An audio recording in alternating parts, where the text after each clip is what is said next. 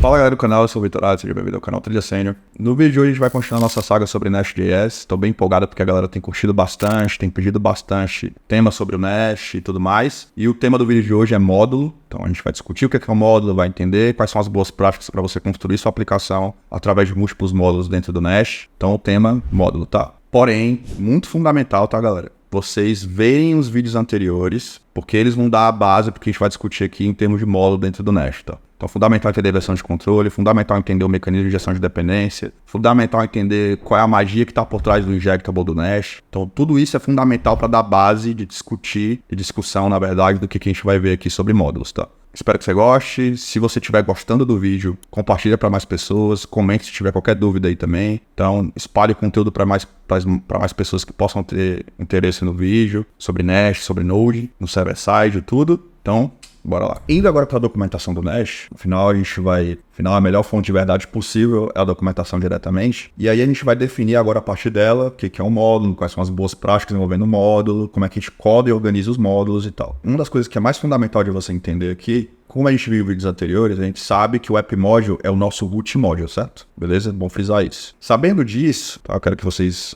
se atentem a esse texto aqui, já a gente volta para a figura. Sabendo disso, a gente sabe que toda a maneira de resolver o gráfico de gestão de dependências, a inversão de controle, ela só acontece a partir desse módulo. Então, meu módulo, ele vai ter enclausurado dentro dele os providers, os controllers, que são os componentes, e a partir daí ele vai conseguir fazer toda a hierarquia de gestão de dependência, pensando naquele viés de gráfico, como a gente viu também no DevTools e tal. Beleza? Fundamental entender isso. Dito isso, para aplicações que são pequenas, né, smalls e tal, então ele frisa isso aqui, ó, não vai ser um problema se você sabe que ela é pequenininha, que talvez seja alguma aplicação que tenha ali um CLI da vida ou algo do gênero. Você não precisa pensar muito em termos de DDD ou algo assim, splitar por domínio ou algo do gênero. Talvez só para esse caso muito pontual específico faça sentido você ter um módulo só, que seria seu módulo raiz. Eu já vi aplicações em Nest, em projetos anteriores, que eu já cheguei de paraquedas nesse projeto, o projeto estava com um módulo só, que seria o root, né, o app module, e todos os componentes, no caso providers, controllers, etc., tipo brokers, integrações com brokers, HTTP module e tal, uma série de coisas dentro desse módulo só. Isso, galera, é muito má prática, tá? Vai totalmente contra a ideia de arquitetura modular que o Nest tem dentro. PC do framework, tá bom? Então é fundamental se atentar a isso. E aí, ele enfatiza na documentação que é altamente recomendado que você subdivida a sua aplicação em módulos separados e tal, onde cada componente que vai estar dentro desse módulo que eu digo são os controllers, são os providers, etc. Todos eles têm que estar intimamente relacionados em termos de domínio, para fazer parte de um módulo só, tá? E o Nest explicita isso. E aí a arquitetura que deve ser resultante a partir dessa estrutura que você vai fazer dentro da aplicação é que você tenha múltiplos módulos, como ele está dizendo aqui, intimamente relacionados com funcionalidades intimamente ligadas, tá? Essa é a definição. Os para dar definição 2 pontos, né? Um módulo nada mais é do que uma estrutura interna do Nest, tá? Que você anota, então toda vez que você anotar algo com @module, esse cara vira uma estrutura dentro do Nest, com o seu conjunto de componentes, e esses componentes precisam estar intimamente relacionados em termos de domínio. Essa é a definição. Para isso a gente usa esse módulo aqui, que é o decorator. E aí, uma das coisas que ele até fala aqui, ele frisa, né? Eu vou até dar um fetch aqui. O Cat Controller e o Cat Service, né? Que é um exemplo que ele deu aqui. A gente vai fazer uma aplicação mais voltada para o Booking aqui agora, tipo, organizando bem similar ao que a gente vai fazer na prática mais na frente com o Booking. Booking.com é o projeto que a gente vai se inspirar. Mas aqui ele diz e claro, né? O Cat Controller e o Cat Service são intimamente relacionados, têm relação com o domínio do qual eles fazem parte. Daí faz muito sentido o Cat's Module, tá? Ser exatamente assim. E aí, se a gente olhar para essa figura, é isso que essa figura aqui em termos de grafo, né? Se a gente fosse pensar no DevTools também lá e tal, ela ficaria exatamente assim, que é o quê? User Module, Orders Module. Cada módulo desse representa um domínio em particular, que vira, no fim, o seu módulo. Então tem um deparo um pouco do Nest aqui com DDD, não que você precise saber bem DDD para codar bem os seus módulos. É mais um viés de arquitetura modular mesmo. E aí cada módulo desse pode ter outros módulos lá dentro, beleza? Então essa é a ideia. E aí vamos fazer o seguinte, né? Vamos codar um exemplo aqui agora. Vamos codar um exemplo aqui agora no Storm, que é o seguinte. Vamos relembrar o help um pouquinho do Nest, tá? Então, o help lá do Nest. O que a gente tem no help lá? A gente tem alguns caras que permitem gerar o scaffold, né? Gerar o boilerplate a partir da CLI do Nest. E a gente vai usar esse cara aqui, ó. Resource. Vou até usar o alias dele direto, tá? Então, Nest G, né? De generate, S. E eu vou gerar um módulo chamado de reservations. A ideia de reserva lá, de você reservar um hotel, coisa do gênero. Lembra que a gente já frisou no vídeo sobre o system design da aplicação que a gente vai desenvolver com Nest, outros runtimes e outras languages também, né? E lá eu falo sobre reserva, vai ter um domínio de reserva e algo do gênero, né? E aí, o que é? A gente vai gerar esse cara. Então, basicamente, esse cara pode ser um serviço à parte, que pode nascer a partir de um módulo dentro do Nest e tudo. Então, se a gente fizer isso, o que vai acontecer? Ele nascia lá, ele diz, você quer que seja que tipo de layer você quer usar, né? API, GraphQL, microservices, WebSocket. Eu vou usar direto o REST API, para esse cara, já vai estar bem suficiente. E aí ele vai organizar aqui. Então, vai demorar um pouquinho. Tá lá, reservations. Vamos gerar outro, tá? Então, NestG Res Payments, que é a ideia de você só consegue fazer a reserva a partir do momento que você consegue fazer o tipo de pagamento. Então, esse Payments pode ser um cara que está abstraindo a conexão ali com os provedores de meio de pagamento. Então, a gente vai gerar ele também. Mesma coisa. Já a gente vai passear por cada um desses módulos. Vamos gerar mais um. NestG Res. Deixa eu ver aqui. Ó, tá lá. Vamos gerar mais um, tá? Nest Res, serviço de busca, tá? Então, vou gerar meio que um search service aí. Então, vou gerar ele também. E aí, vamos gerar outro também, vai. Gerar um... A gente pode representar o cliente também, né? Até o Nest colocou users ali, eu vou chamar de customers aqui. Então, beleza. Aqui acho que já tá suficiente pra gente começar, né? E aí você poderia ter o módulo que representa a busca de hotéis, poderia ter o serviço mais cross ali, que representa a parte de busca batendo diretamente no Elasticsearch, que seria um módulo à parte de integração com o Elastic. Então, tudo isso dentro da aplicação, tá? Então, ele carregou aí, Search, Reservations, Payments. E aí, essa estrutura gera um CRUD, tá? Então, se vocês deram uma olhada ali, ó, CRUD Entry Points. Então, ele já permite você dar automatizada, enfim, né? Vocês viram que tá com ponto e vírgula aqui, né? Ele gera, por padrão, ele gera com ponto e vírgula e tal. E aí eu vou fazer só o seguinte, vou dar um PNPM lint. Ele vai dar até uma quebrada por conta dos testes também. Tem alguns erros aí, né? Tipo de variáveis que não estão sendo usadas, ó, que é os DTOs, basicamente, mas tá lá. Agora tá com o lint certinho. Vamos dar um zoom agora, certo? Em cada um desses módulos. O meu módulo aqui, ó, eu tenho um Web Module que é o quê? É meu root module, tá? E aí, em termos de DDD, toda a parte de reserva, que tem basicamente componentes que compõem esse módulo, que são os providers, os controllers.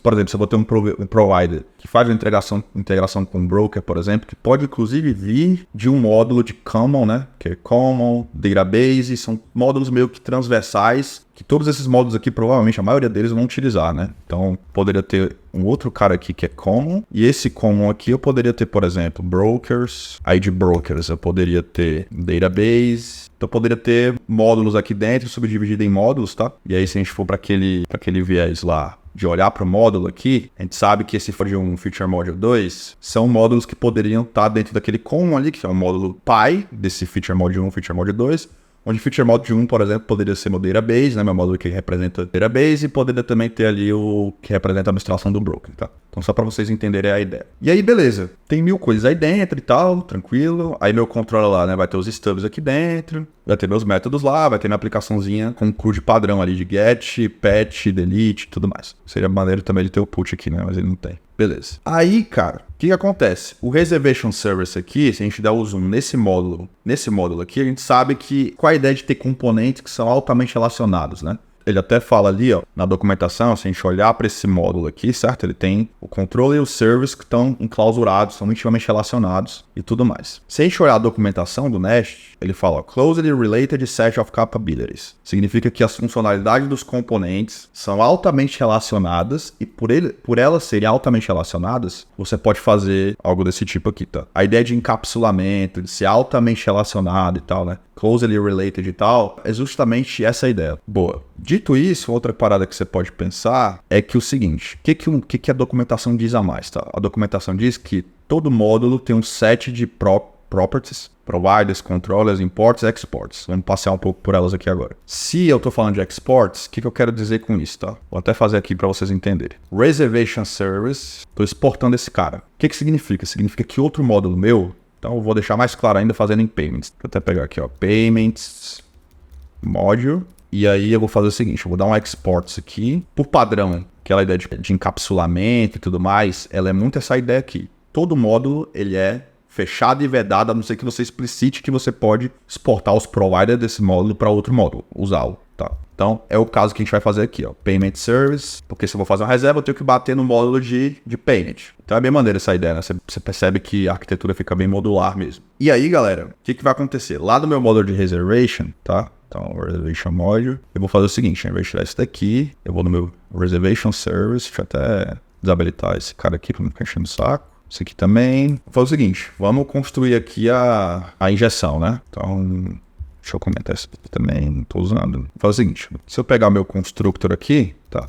Fazer um constructor aqui. E eu vou injetar quem agora? Eu vou injetar meu módulo de payment. Poderia ser uma relação, né? Só quando for fazer a reserva, eu vou disparar uma mensagem ou algo do tipo que pode ser para um broker, por exemplo, se for async. Mas se for uma chamada que for uma chamada async, por exemplo, você pode evitar a chamada remota, né? Porque não é microserviço do jeito que a gente está fazendo aqui. E chamar diretamente o módulo lá que tem essa chamada de bater no adquirente, no gateway de pagamento e tal. E aí, o que eu vou fazer? Ó, Payment Service, Payment Service. O que acontece? Isso daqui só funciona se o export lá estiver especificando que eu tô podendo exportar esse módulo para outro módulo meu usar. Porque, lembra, o Payment Service, ele tá dentro desse módulo, tá? E eu tô exportando esse Payment Service para outro módulo meu. O Reservation Module, o que ele vai fazer? Ele vai importar agora, essa é a ideia, tá? Você nunca pede o provider diretamente do módulo que você está querendo usar. Você importa diretamente o módulo, tá? Essa é a boa prática. E aí, nesse caso, eu vou importar a Payment Module. Isso, galera,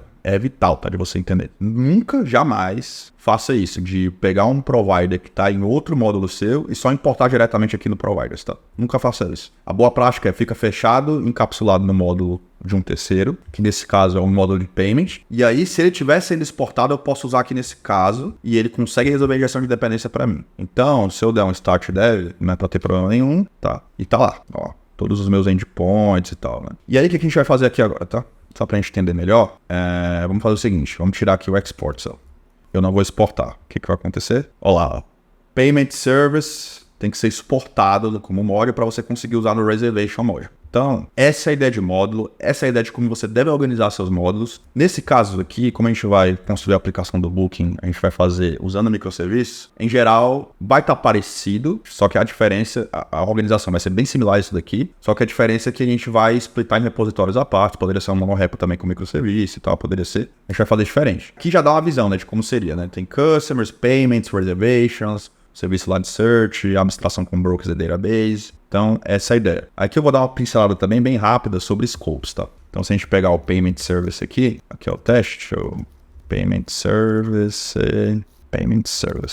Então, se eu pegar aqui o Payment Service, o que vai acontecer, tá? A ideia é que pensando no escopo ali do módulo, né? Tipo, quantas vezes, essa é uma pergunta que você deveria fazer. Uma vez que eu botei meu módulo ali, quantas vezes a instância desse cara aqui vai ser feita? Quantas vezes na inversão de controle o Payment Service é instanciado? O padrão, deixa eu até ver aqui, ó, Scope. O padrão é Scope Default, que é um singleton, tá? Isso não é particularidade do Nash, é particularidade de versão de controle, na verdade. Então, se você for para o mundo Spring, mundo Micronaut, por exemplo, outros non-times, o próprio Adonis também, coisa do gênero, tem essa mesma pegada de scope, tá? Então, o scope padrão que você sempre vai ter nos seus injectables é esse. Eu não falei no vídeo anterior, mas é bom frisar aqui agora que vocês entendem bem a ideia de módulo. Quando o seu módulo é bootado e ele é construído, a injeção de dependência funciona, significa que o scope dele padrão já é default, você não precisa explicitar. Mas você tem outros também, né? Que é, por exemplo, request, que é toda vida que você quer. Toda vida que eu fizer um request, por exemplo, um push, um get ou algo do gênero, ele vai instanciar para cada request é uma instância, né? Então isso pode dar ramp, inclusive, de memória e tal. Você tem que ter cuidado se for fazer isso daqui. A gente vai frisar casos também onde esse request é bem interessante, dependendo do caso, né? O caso de log, por exemplo, pode ser interessante. Transient, que é basicamente toda vida que esse cara for cross-module, ou seja, se eu pegar uma dependência minha que está sendo exportada por um terceiro, e eu vou lá e importo essa dependência e tal, uso a injeção de dependência, né, lá no constructor da injeção, ele pode ser instanciado toda a vida que esse cara é compartilhado entre módulos distintos. Tá? A gente vai frisar também quais são os cenários de uso. Mas por padrão, no geral, vai ser sempre esse cara aqui e você não precisa explicitar. Aqui ele tá dando aquele warningzinho lá, né, porque enfim, eu não tô usando aqui. Tá? Mas essa é a ideia, beleza? Espero que vocês tenham gostado do vídeo. A ideia de modularizar, de organizar é muito essa, tá bom? Até a próxima e dê like, comenta, compartilha. Qualquer coisa, se tiver qualquer dúvida também de como eu fiz as coisas aqui e tal, né? Organizei, pensei a estrutura de como pensar os módulos e tudo. Se você ficou com alguma dúvida nesse vídeo, só comenta aí que eu vou responder todo mundo, tá bom? Tamo junto, valeu!